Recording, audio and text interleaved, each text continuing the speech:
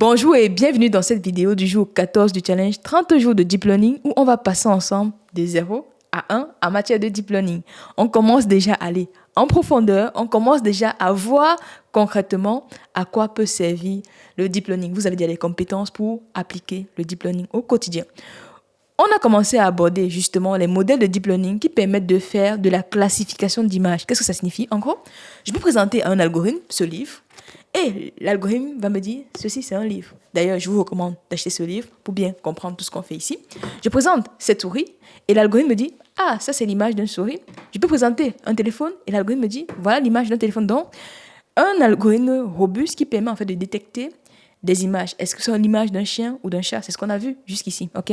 Un point important à garder à l'esprit, c'est que vous n'avez pas besoin d'avoir un gros volume de données pour bénéficier de ce type de système. Avec votre faible base de données, vous pouvez bénéficier de la puissance du deep learning. Grâce à quoi? Grâce à ce qu'on appelle les modèles pré-entraînés. Ce sont des modèles qui ont été entraînés sur d'autres bases de données que vous pouvez récupérer en appliquant deux stratégies. Dans la vidéo précédente, on a vu ce qu'on appelle la feature extraction. Donc, je récupère l'algorithme, je récupère le modèle qui avait déjà été entraîné par le passé et je récupère en fait les caractéristiques de mon livre, par exemple la couleur, la taille, la forme, l'épaisseur et autres à partir de l'ancien modèle.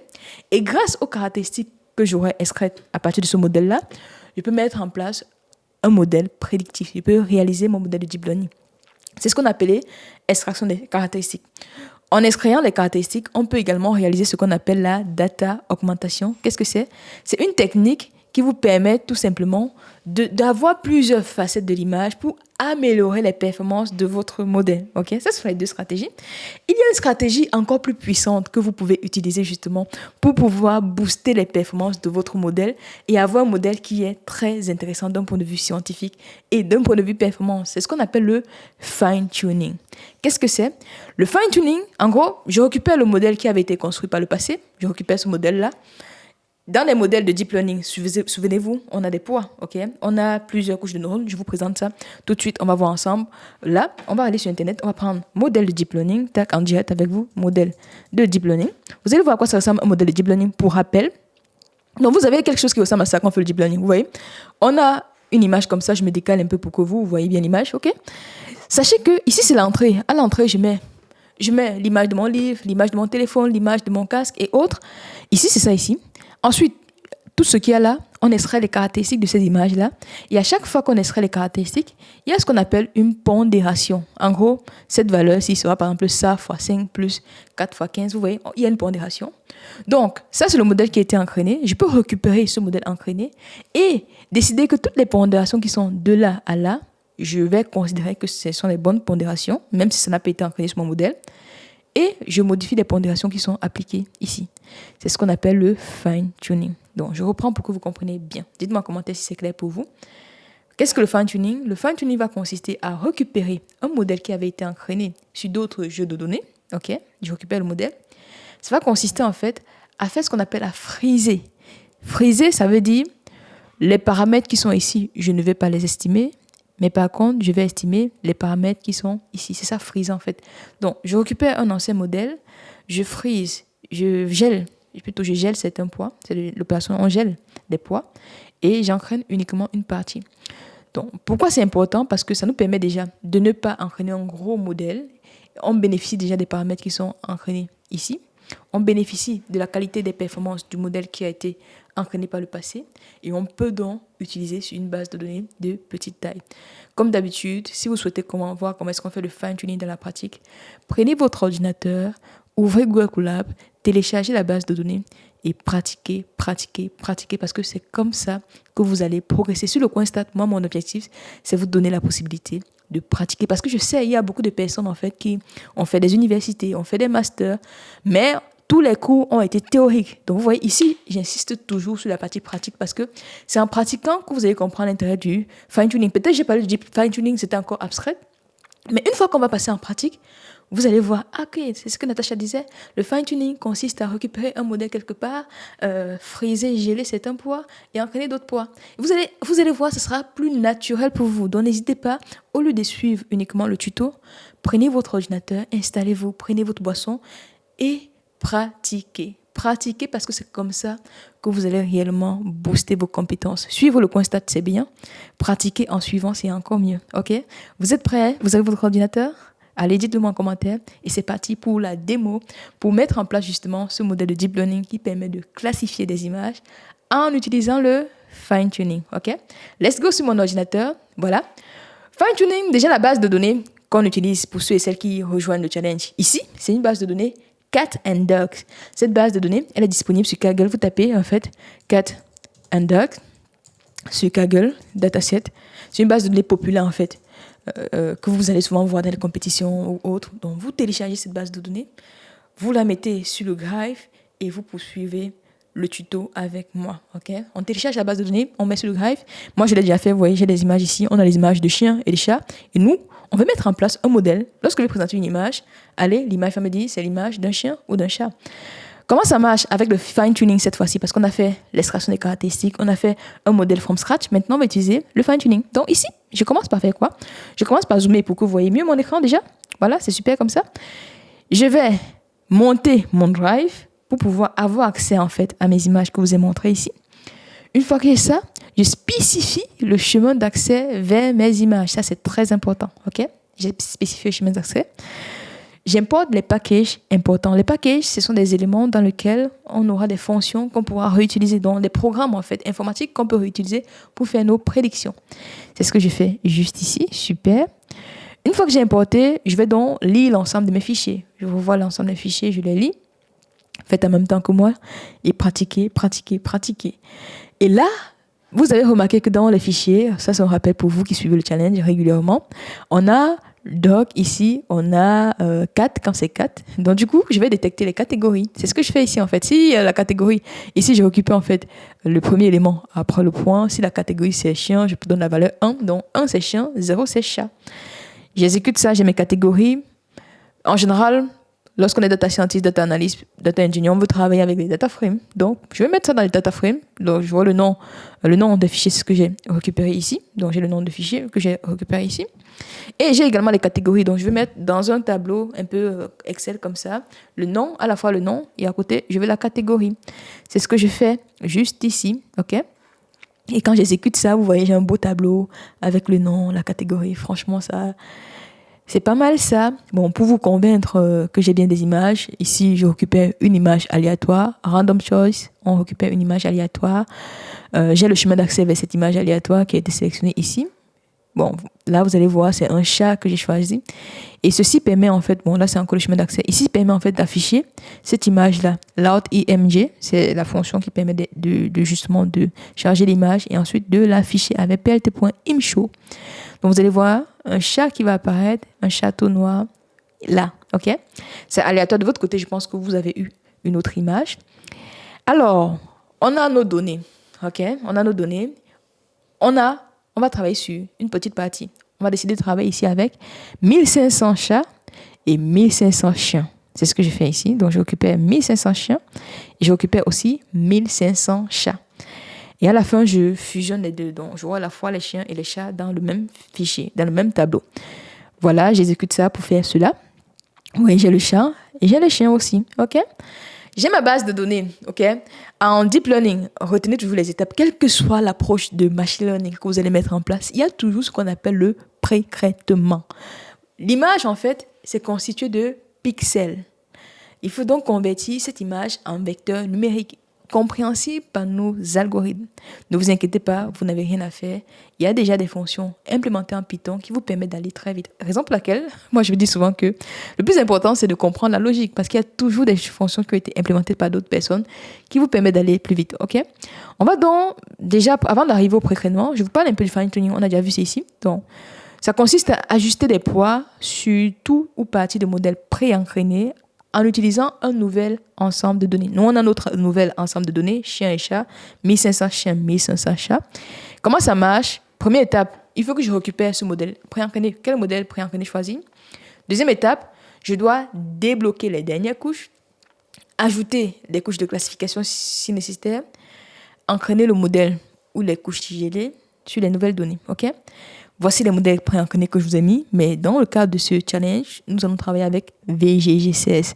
La documentation, c'est votre meilleur ami. Allez-y, lisez à fond, comprenez sur quelle base de données ça a été entraîné et voyez pourquoi est-ce que c'est pertinent. Moi, je vous dis déjà que ça a été entraîné sur des images de plusieurs types et là, ça sera intéressant justement pour notre modèle de classification. Vous avez d'autres modèles. N'hésitez pas à tester pour vous challenger un peu. Est-ce que si je faisais exception, ça pouvait marcher ou autre.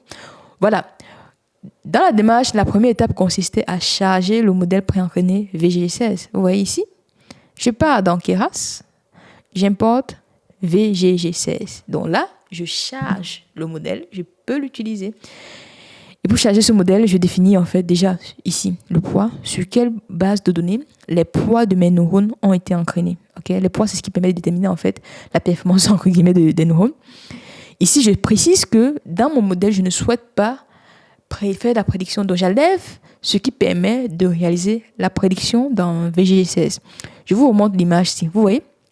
En fait, dans tout réseau de neurones, on a toujours ce qu'on appelle la couche de sortie. Et en général, la couche de sortie permet de réaliser la prédiction. Okay?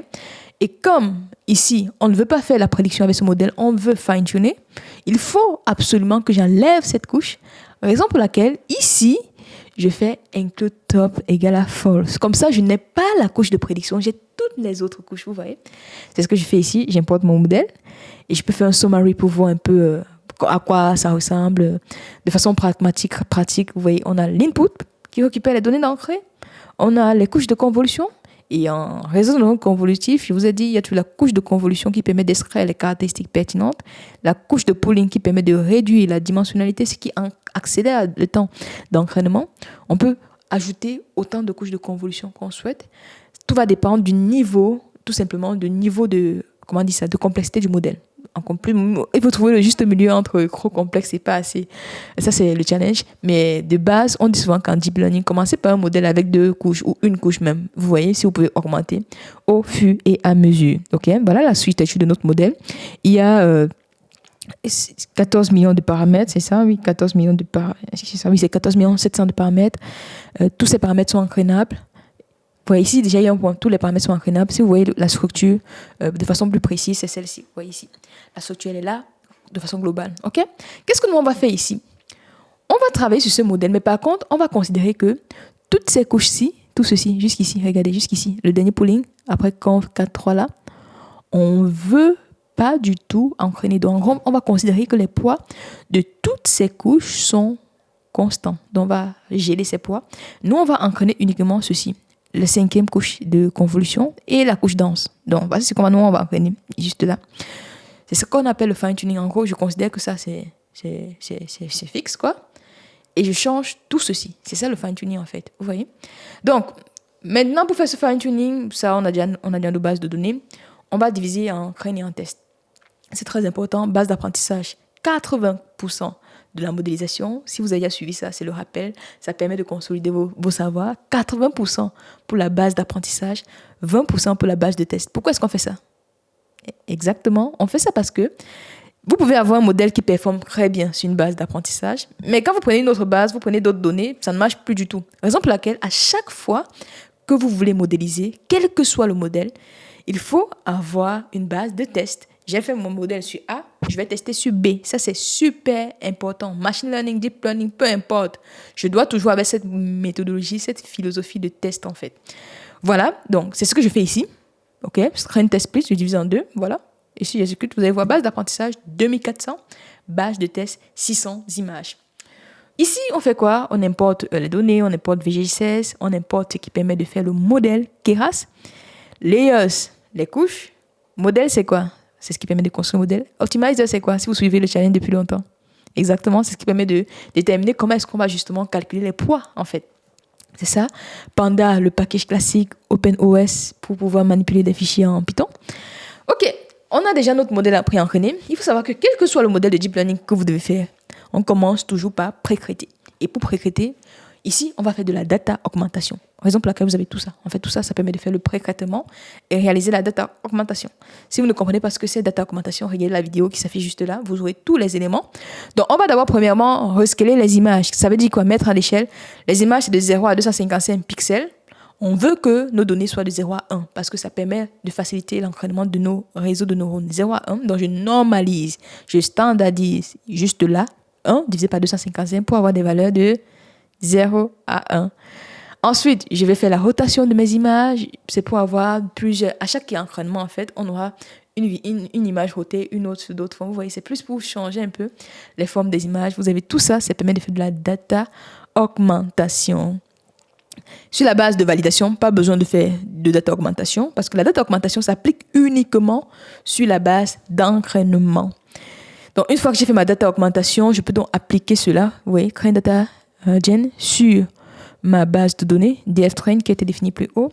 Je choisis le schéma d'accès, la colonne avec le fichier, nom de fichier, le nom des catégories, est-ce que c'est chien, c'est chat, la taille des images, 150 x 150, la taille en fait de bâche que je vais utiliser et le type de classification. Ici, on a chien, chat, c'est binaire. Voilà, j'ai fait la même chose en fait pour validation, base de test, schéma d'accès, etc. J'exécute. Voilà. Une fois qu'on a ça, on a pré-créé notre donnée. Je vous ai dit que Keras, c'est génial en fait parce que tout est fait pour vous. Il y a tout en fait. Vous voyez? Donc, on a pré-créé nos données. Précrètement, on peut donc mettre en place le modèle. Comment est-ce qu'on fait? On commence d'abord par définir, ça je l'avais déjà fait plus haut. Je récupère en fait VGG16, ImageNet, IncludeTop, vous avez compris ce que c'est. J'ai l'architecture de mon VGG16, c'est ce qu'on avait plus haut aussi. Maintenant, on a le modèle, on a pré-créé les données, il faut qu'on définisse quels layers on va jeter, on va geler. Tout à l'heure, je vous ai dit, nous on va geler tout ce qui vient avant, donc tout ça. Tout ce qui est ici, ce sera gelé. On ne pourra pas l'entraîner, pardon. OK. Mais par contre, on va vouloir entraîner tout ce qui est dans le bloc 5. Bloc 5 entraîné, mais les autres non. Pour faire ça, comment je fais? Regardez ici. Attention, regardez bien ici, parce que c'est très important, cette partie. Comment je fais? Je récupère en fait confbase.layers. Je récupère l'ensemble des couches. Ceci me permet de parcourir l'ensemble des couches. Si dans le nom de la couche, il y a bloc 5, vous avez vu ici, il y a le bloc 5, alors je décide que le bloc est entraînable. Donc, layer.trainable égale à true, donc c'est entraînable. Si ce n'est pas le cas, alors ce n'est pas entraînable. Donc, si j'exécute ça, et ici, je fais encore une fois de plus un summary. Ah, je suis pas en R ici. C'est ça, en fait, quand vous travaillez en plusieurs langages, vous aurez tendance à mélanger un peu les méthodes de travail, quoi. Ah, comment ça s'écrivait là? C'était summary? Ouais, c'est ça. Il manque un M, en fait. OK, là, je mets un M. Attention, les erreurs, n'ayez pas peur des erreurs. Ça doit être votre meilleur ami. Quand vous êtes data scientist, data analyst, quand vous travaillez dans l'IA, les erreurs, vous devez être amis. Moi, je suis amie avec les erreurs. Je commets des erreurs et puis j'avance. Vous voyez, cette fois-ci, en fait, il y a des paramètres qui sont, voilà, le nombre total des paramètres. Voici ce que je peux entraîner. C'est uniquement cette partie-là. Vous voyez? OK. Une fois que j'ai mon modèle, j'ai bien frisé, j'ai lu certaines couches. Maintenant, je peux donc réaliser le modèle sur ma base de données. Pour construire un modèle en Python, non, modèles, package modèles, séquentiel, je initialise le modèle séquentiel. J'ajoute déjà confbase. Confbase, c'est quoi? C'est VG16 où j'ai gelé certaines couches. OK? Ensuite, j'aplatis les sorties de convolution parce qu'en général, pour faire du deep learning, on doit avoir un vecteur. La sortie de convolution, si vous regardez la taille, c'est de 4 x 4 x 512. OK? Moi, je vais avoir tout sur une ligne en vecteur 1D. Raison pour laquelle je rajoute ceci. OK? Une fois que je rajoute ceci, j'ajoute des couches denses pour pouvoir connecter l'ensemble des neurones. Si vous voyez le schéma, si vous voyez les neurones sont connectés. Donc, c'est pour ça qu'on met souvent des couches denses, en fait. OK? Je mets une couche drop out. À quoi ça sert? Ça permet d'éviter le surapprentissage. Comment? Il y aura certaines pondérations qui seront nulles en général au moment de l'apprentissage. Et à la fin, pour faire la prédiction, j'utilise une sigmoïde. OK? Et là, j'ai ma sigmoïde, j'ai mon modèle. Je peux faire un summary pour voir déjà le nombre de paramètres que j'aurai entraîné justement. Voilà, vous voyez ici. Voilà. On a combien de paramètres à entraîner? On aura 9 millions de paramètres. C'est déjà pas mal en fait. 9 millions de paramètres à entraîner, c'est ça ici. Voilà le nombre total, mais il y aura uniquement 9 millions qu'on va entraîner. OK. On a pré-créé les données. On a récupéré le modèle de base, le modèle pré-entraîné VGS16. On a gelé certaines couches. On a défini notre modèle à partir des couches gelées. On a notre architecture. Prochaine étape, on va compiler pour définir comment est-ce qu'on va entraîner le modèle. Pour ça, on fait ici modèle.compile. Modèle, c'est ce qu'on a défini tout à l'heure. La fonction de PET, comment est-ce que définit que les éléments sont bien ou pas?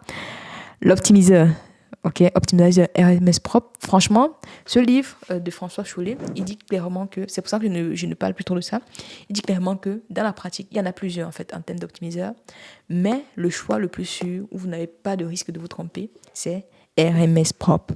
Raison pour laquelle j'utilise toujours ça. Et la métrique, l'accuracy qu'on veut optimiser. Une fois qu'on a compilé l'ensemble des éléments, la prochaine étape, c'est bien sûr entraîner le modèle. On a tout ce qu'il faut maintenant. On a précrété, on a le modèle BGSS, on a gelé certains paramètres, on a défini la méthode d'optimisation. Maintenant, entraînons le modèle. Pour entraîner, c'est modèle.fit. Je choisis mon éparateur ici. Je choisis le nombre de pots juste ici. OK? Et je choisis la base de validation. J'exécute. Maintenant, le modèle peut être entraîné. L'entraînement est terminé de mon côté après 7 minutes. Maintenant, on va analyser en fait les performances de ce modèle. On a 2600 données dans notre base d'apprentissage. Vous voyez que dès la troisième époque à peu près, on a 81% d'accuracy, de précision sur la base d'entraînement. Et sur la base de validation, on a combien? On est à, suspense, 85%. Donc, c'est déjà... En fait, en utilisant le modèle pré-entraîné, on a des performances plus importantes que ce qu'on avait lorsqu'on développait nous-mêmes notre propre modèle. Pour voir s'il n'y a pas sur apprentissage, n'hésitez vraiment pas à faire ces courbes-là. Ou ici, vous voyez, je récupère l'accuracy sur la base d'apprentissage, l'accuracy sur la base de validation. La fonction de PET, plus c'est faible, mieux c'est. Les époques, je fais le graphique avec les époques et l'accuracy sur les deux bases. Vous voyez, époque et fonction de PET. Et quand j'exécute, vous allez voir ces deux magnifiques courbes qui vont s'afficher là. Exactitude, ce que nous on veut, c'est que cette valeur soit la plus élevée possible. Vous voyez que ce soit sur la base d'apprentissage ou la base de validation, on a sur une tendance croissante. À partir peut-être de l'époque 10, je disais, s'il fallait entraîner, moi je vous m'arrêtais, par exemple, ici à l'époque 10 où sur le regard de validation, c'est plutôt, ça commence déjà à décroître. Donc j'aurais tendance à prendre la croissance, mais après quand ça décroît, c'est signe de surapprentissage en général. Donc pareil, sur la fonction de PET, ça doit être la plus faible possible. Vous voyez, sur les deux bases, on a une tendance décroissante jusqu'à ce point-là. Okay? Il faut éviter le surapprentissage. Donc, on a un modèle, vous voyez, avec cette technique, on a un modèle qui est très performant. En termes d'accuracy, on a 94% d'accuracy. Sur la base de validation, c'est énorme, 93% avec la référence. Vous pouvez l'utiliser pour faire les prédictions. En gros, j'ai un nouvel fichier, j'ai une nouvelle image. Comment est-ce qu'on fait la prédiction? Tout ce code permet de le faire déjà. On charge l'image, on va normaliser l'image pour avoir les valeurs de 0 à 1. On va donc réaliser la prédiction à partir du tenseur qu'on a défini. On va réaliser la prédiction. Si c'est supérieur à 0,5, c'est un chien, sinon c'est un chat. OK? Et là, vous allez voir les images qu'on a pu réaliser avec ce modèle. Et là, vous voyez, donc voilà comment est-ce que vous pouvez développer des modèles. Vous voyez, ici, c'est un chat. C'est un chien plutôt. Ça prédit un chat, ça s'est trompé, c'est pas grave. Ici, on a bien un chat. Ça a prédit qu'on avait un chat, mais par contre, la vraie valeur, c'était un chat aussi. Ouais, ça a bien prédit ici aussi. 0, c'est chat. Bonne prédiction. Là, c'est comment? Là, c'est pas une bonne prédiction. On a un chat, ça a prédit un chien. Chat. Ici, c'est chat. C'est un chien. Bon, c'est bizarre ce chien-là, avec des moustaches. OK. Chat. Et là, chat. Donc, voilà comment est-ce qu'on peut mettre en place du fine-tuning. Je rappelle, le fine-tuning, c'est ce procédé qui consiste à récupérer un modèle pré-entraîné sur une grosse base de données, geler des poids, ensuite l'adapter pour avoir des performances exceptionnelles sur de faibles bases de données. Comme d'habitude, les amis, likez, commentez, partagez autour de vous parce que c'est comme ça que vous soutenez la chaîne en fait. Sachez que sur YouTube, les likes, les commentaires, les partages ont un grand impact. Donc si vous souhaitez soutenir le constat, la meilleure des façons c'est de mettre un pouce bleu, vous abonner et partager autour de vous pour aider d'autres personnes à passer de 0 à 1 en deep learning. Une question qui est pour vous qui êtes arrivé jusqu'ici parce que je vois que vous suivez jusqu'à la fin, tout le monde ne le fait pas. Dites-moi en commentaire qu'est-ce que le fine-tuning avec vos propres mots. Je suis curieuse de vous lire. Pour challenger votre niveau, j'ai préparé un quiz qui récapitule l'ensemble des compétences de ce module sur la computer vision. Allez passer le tests juste en description. Sur ce, si vous souhaitez revoir la playlist complète, ça s'affiche juste là. Sur ce, prenez bien soin de vous et on se donne rendez-vous très bientôt pour la suite de ce challenge. Let's go!